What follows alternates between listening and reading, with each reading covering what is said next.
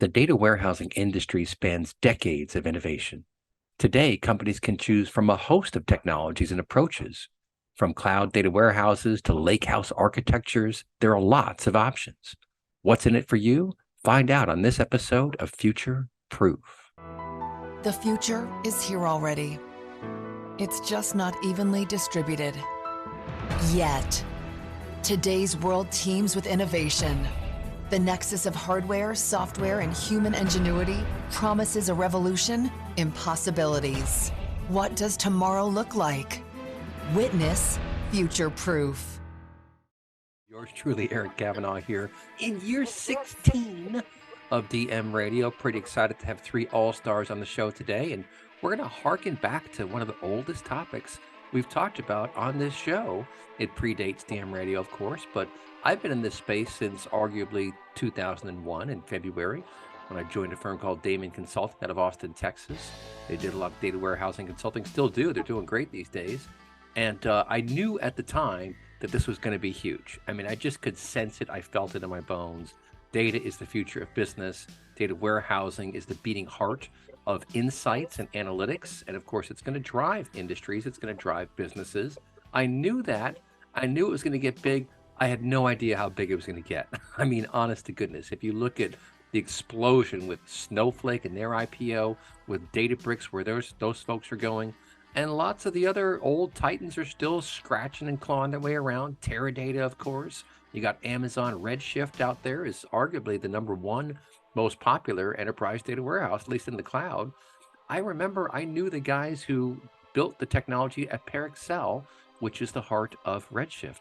So old Rick Glick and Barry Zane, hats off to you gents from way back in time. Well, what's happening today? Now, lots of things are happening. This is not your father's data warehouse, right? We have all sorts of automation that's baked in. We have all sorts of different architectures that you can use. We went from data warehouses to data lakes, then lake house architectures and all this stuff. Some of that was retrofitting. Some of that was kind of making up for some perhaps mistakes in the architectural approach that folks were taking when we didn't really quite realize what we were doing with these data lakes. But then there are other things happening too. And look at these large language models and AI. How does it all fit together? What's happening? We're going to find out that today.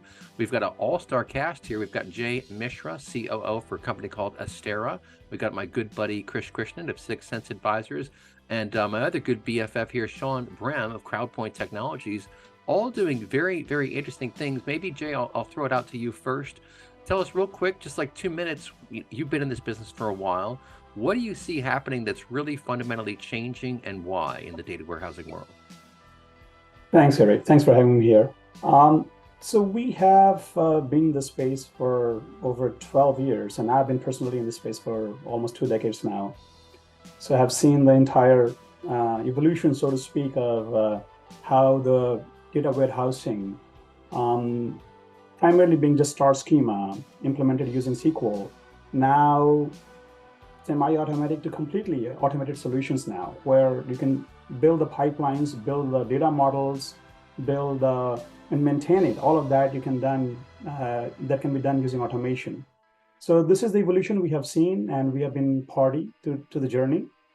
And we do have products that are able to help you in complete automation from the beginning all the way to the end of data warehousing. Yeah, and the automation really is crucial. I remember some of the earlier automations, companies like Warescape came along and automated the documentation, which is great. Why? Because developers don't like to document. I mean, how many people know developers who like to document? I think the number is 0. They like to develop and do stuff. Like, it's just like writing reports about what you've done for your boss.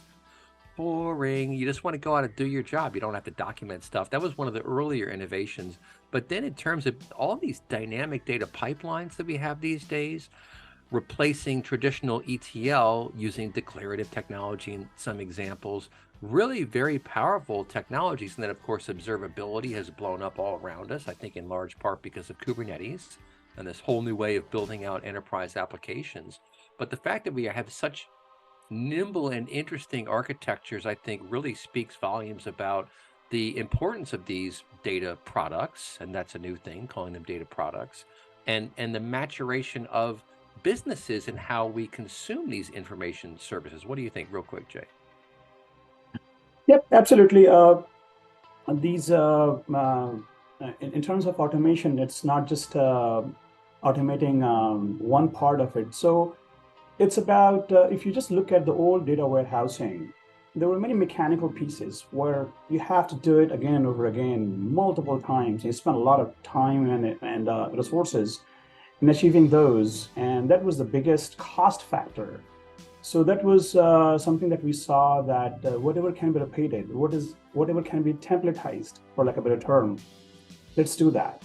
So it was based on rules. So you write rules and you try to create templates and use that in such a way that instead of doing it 50 times or 100 times, you can do it just once and then templates will take care of it. So that was rule-based automation. And then recently, about I would say about a couple of years ago, we started to kind of go into more AI-based solutions where we are still trying to automate it, but using AI to kind of make decisions for you, where not only just mechanical stuff, but helping you in making some intelligent decisions, even for data modeling. So, for example, we're talking about, hey, I have a base model and I want to determine, just going back to good old star schema, which one is a good candidate for a fact, which one is a good candidate for dimensions, how they should be connected.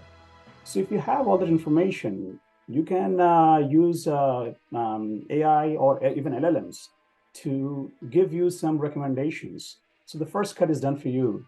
And that is also basically an extension of automation. So we see basically AI helping in a big way in automation.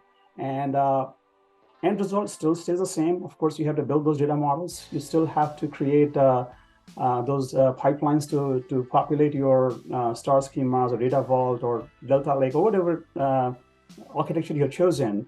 You still have to move data. You still have to populate your destinations, and then you have to publish it.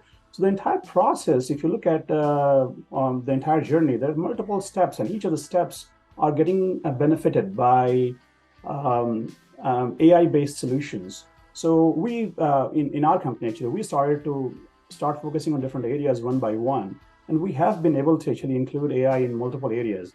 Now we see that what the same product or same solution that you want to build, let's say it used to take 1 man year, now we're able to bring it down to maybe 1 man month. So that kind of reduction you are able to see with the inclusion of AI. And this is at the top of, by the way, rule-based automation that we have seen over the past decade or so.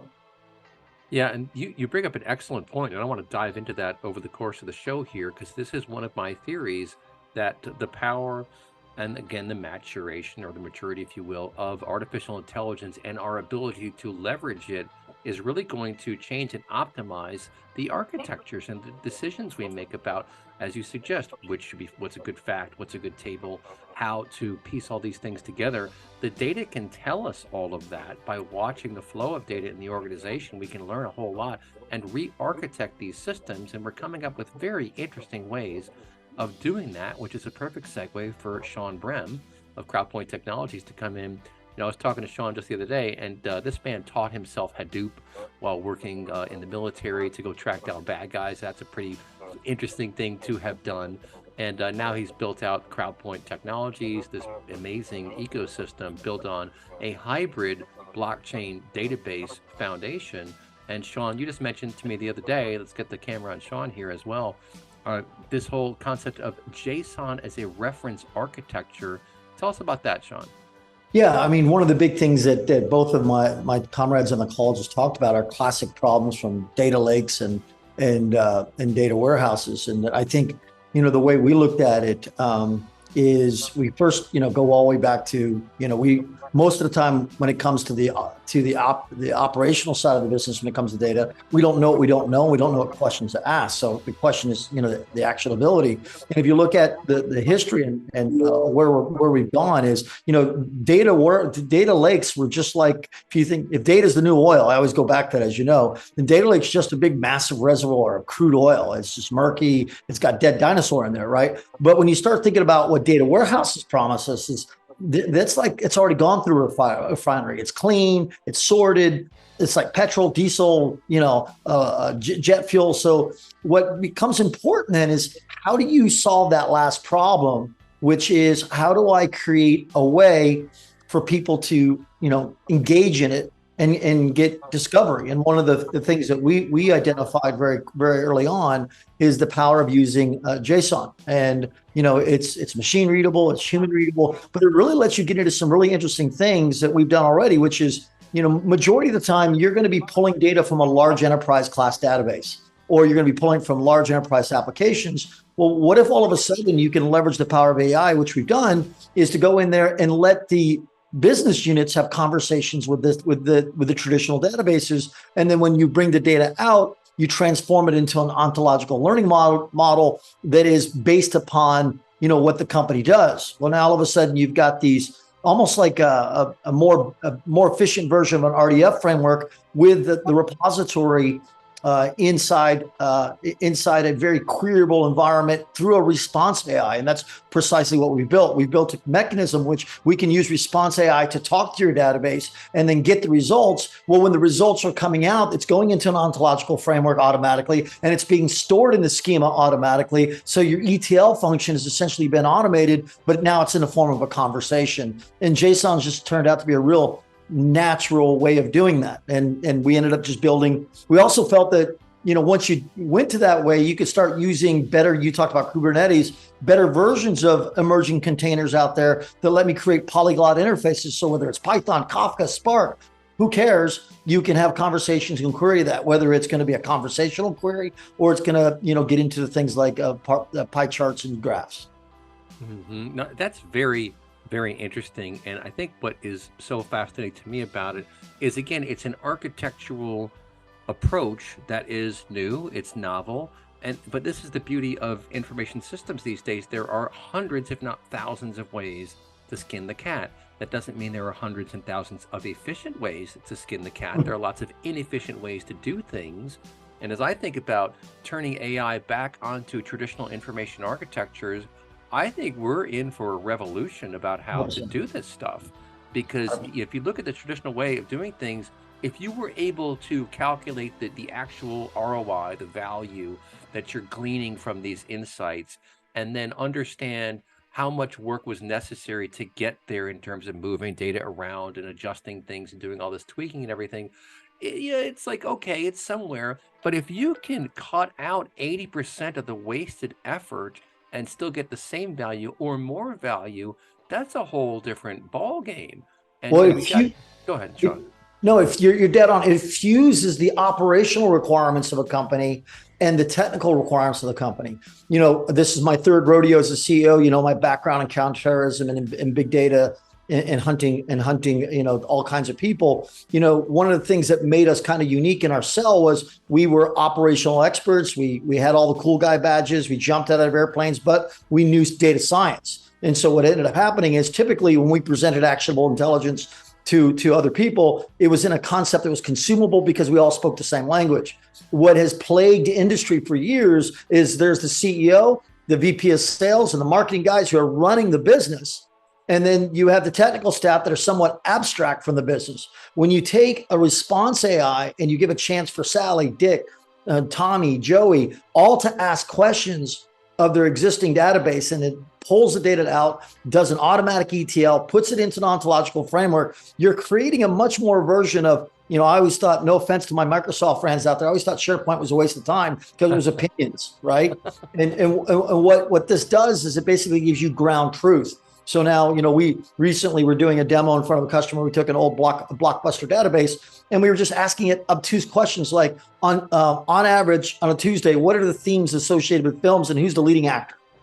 That kind of discovery is automatically put into a JSON format. So it's now tied back into a response AI. Wow. And it's an ontological format. So now all of a sudden you're building this wealth of knowledge. And even the most obtuse question that Mary in HR asks about can contribute to an overall collective intelligence. And so you've got this individual authentic intelligence that everybody brings to the table when you start merging this concept of a new kind of data warehouse with response AI technologies. that authentic intelligence based on your human dynamic, when you combine it into this new kind of data warehouse, it transformed it into what we call collective intelligence. What a wonderful show already. We're rocking and rolling here. We've got Sean Bram of CrowdPoint, Chris Christian of Sixth Sense Advisors, and of course, we've got Jay Mishra from Astera. And in the break there, we were just chatting, and Sean came up with another beautiful little gem here. Everyone talks about data is the new oil, etc. When it's refined, of course, it's more like petrol or jet fuel, etc. That's a refinement process. And he said the AI these days is like the chemical engineers in the refining process, which I think is brilliant, because if you drive past those refineries, what you'll see is all these tubes, and what they're doing is they're heating things up, and they find the exact temperature at which this part distills out and that part distills out, just like making whiskey, if you get right down to it, right? It's a distillation process in many ways, and we can learn from that. And you know what excites me the most, guys, is the amount of tedious effort that will no longer be required to do these things, because tedium is the killer of creativity. I mean, tedium will just blunt your excitement and make you an unhappy person. And it's probably why it's baked into communist methodologies. But Sean, I'll throw it over to you to comment on this. The chemical engineers, I love that. Tell us more about that. Yeah, I mean, when you think about it, data is the new oil. It's crude, it's messy. What do chemical engineers? They filter out the junk, they convert it into valuable insights. They can predict what you want to buy next, or where you want to travel. Heck, even who you might want to date. Essentially, we've got these algorithm matchmakers from chemical engineers. And what makes all three of us in common on this is we realize that we understand that there is both the science behind data science, or alchemy in chemical engineering, and there's an art. And what's really nice is when you automate the science, then it transforms the three of us into artisans. Wow. See, so that's where it gets real exciting. I mean, at the end of what you really need to think about is, if you're not refining your data, you're sitting on a useless gold mine. That's the bottom line. So if you're this chief executive out there and you're not refining your gold mine, there's a ton. In other words, it's like having a barrel of crude oil and not knowing that you can turn it into fuel, plastics, or whatever you want to get from that refined oil. You don't understand how valuable it is. And so what we're talking about today with the advent of AI is, as I said earlier, you can now ask your database a question and get a response, and then it's stored in your data lake. Not a data lake anymore. It's now stored in a data warehouse because it's ontologically organized. But that same ontological organization is the basis of your own private language model. No more huge, large language models that hallucinate. You're going to have long-term memory in your organization. Wow, long-term memory. That's great stuff. And Jay, I'll throw this one over to you. The importance of these ontologies cannot be understated, I think, because it's like the skeleton of your business model. If you get right down to it, it's the skeleton, and I think the nervous system too, right? Because it's governing, it's holding you up, and it's governing the flow of ideas through your system, and that is just crucially important. And I think hitherto has been at best only mildly appreciated. But now, as we stare down the barrel at these massive amounts of data, I got to tell you, doing things the old-fashioned way is going to be a non-starter, because it's going to be too expensive, too slow, too brutal. It's just not going to happen. So we need to embrace these things. I know several vendors who are doing the same thing, focusing on industry vertical, ontological solutions to make sense out of all the stuff out there. What do you think, Jay? Yeah, that relates to another topic that is we have been discussing internally quite a bit. And connects to what Sean was talking about, the quality of data. And you don't know the value of the crude oil unless, as in your words, unless you're getting something out of it that is meaningful. And even for analytics, or even for, let's say we're talking about training your localized models and all that. The quality has been proven to be the most important factor. If the quality of your data is good, you're going to get good models. You're going to get pretty much everything flows from there. So if you don't have the quality right, everything else basically is useless. And the other side of it is kind of a accumulation of useless data. That is also we see routinely. Our customers, in the beginning, they go overboard. Hey, bring in data from there, from here, just accumulate it in one place. But hardly, one quarter of that data is being used, sometimes even less. So if you have the purpose, and I as an architect, I go from that angle that you have to have the purpose. And ontology, I'm trying to tie it back to that. So you have to have the purpose first, that what exactly you want from your data, then what kind of data you want, and just bringing everything together and then trying to figure out something that is going to happen. You've seen what happened with the data lakes and all that. We don't want to go that route again. And I think we have an opportunity here, bringing the right quality data and having AI help us to make sense of that data and getting insight out of it. That's where I see the direction in general of the data management and overall the intersection of data management and artificial intelligence. That's what has been focused in past few months. And I see that this is the direction we have been taking at our company. Mm-hmm. So so that is what my take would be about the role of purpose of how you see your data, what you want from it, and from there it should flow. And then also whatever you're bringing in, make sure that the quality is right.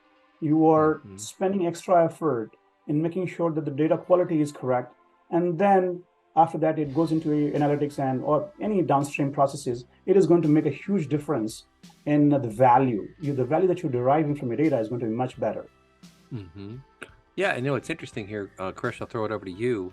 I love this concept that Jay's bringing in about purpose and knowing what you're trying to do, right? My old boss, when I was at TWI, Peter Quinn, he had this great line where he'd say, let's achieve what we're trying to achieve, which is kind of fun because it kind of speaks to the fact that you go to work, you do stuff, and as long as you feel good about it, you're like, okay, I did some good stuff today. But did you do what you were supposed to do? Did you accomplish what you had set out to accomplish?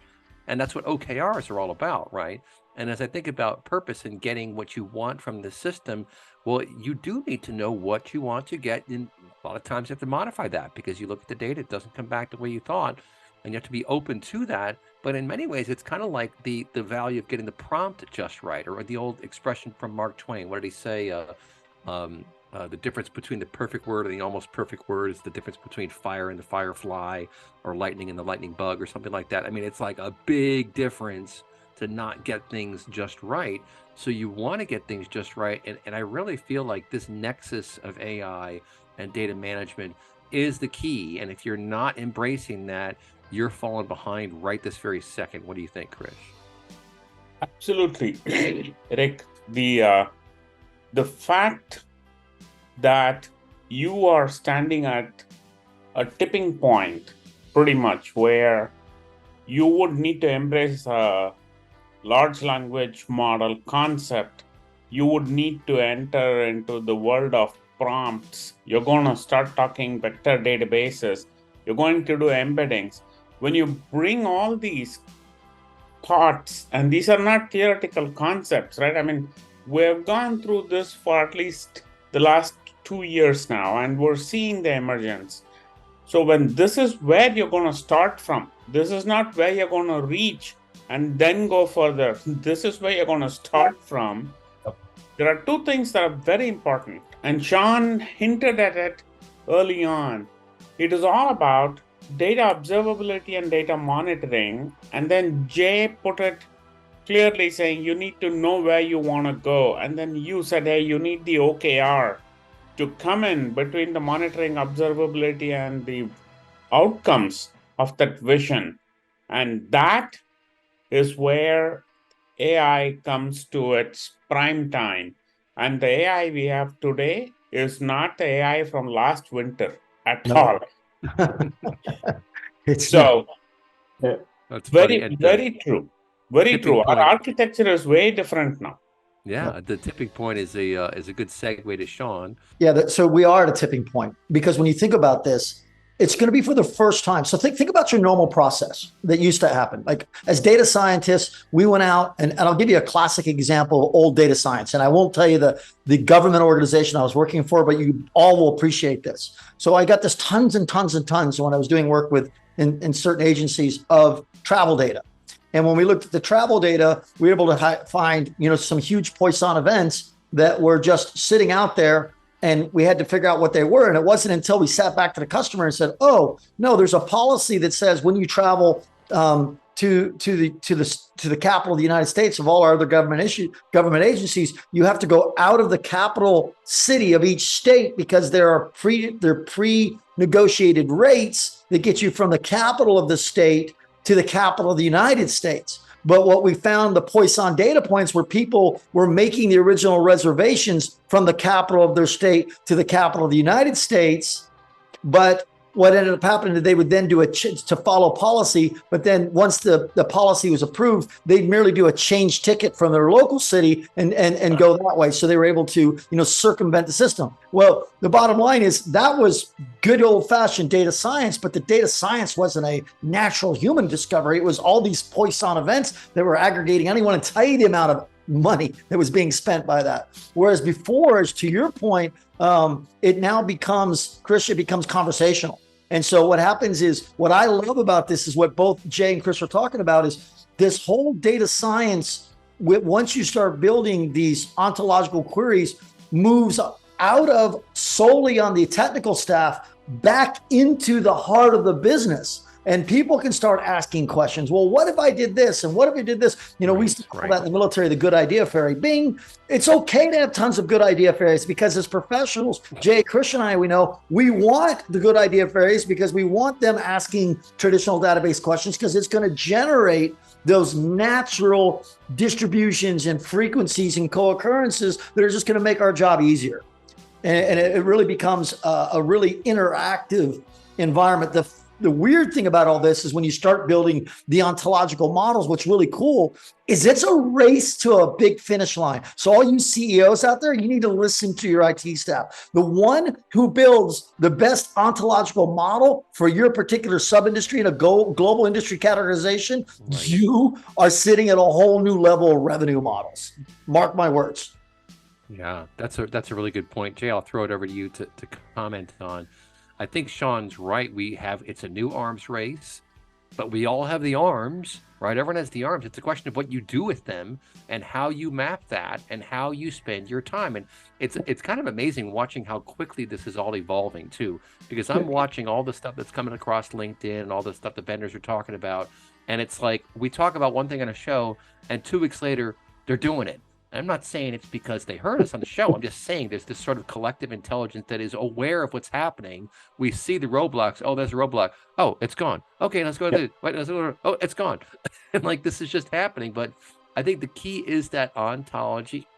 It's understanding the nuances of it's like I talked to some folks today from a company, Attio, I think it's called ATTIO maybe, a new CRM tool. And they have a flexible object model where you can do custom objects. Well, and I said to him in the call, I was like, probably the reason why most extant CRM tools don't offer that is because it'd throw performance out the window. You start adding models or nodes under here, we don't know what's gonna happen is the bottom line, and they just weren't architected for that. But new solutions are architected for that. So you want to have this skeleton, your nervous system, you want that ontology, but then you want to be able to move in it, and that's organizational change. What do you think? Real quick, 2 minutes, Jay. Yeah. So for the changes brought by AI, the 2 parts I see that is making where it's making an impact already. The first one is the decision making that you're talking about. And second part is, of course, the user interface, the UX. UX has changed quite a bit. And if you look at the entire business intelligence process lifecycle, the way the user interacts with the entire system, their introduction of natural language, where you can use plain English or whatever language you use to interact with the system, that's an area where we're seeing a lot of activity, that many companies go into that area.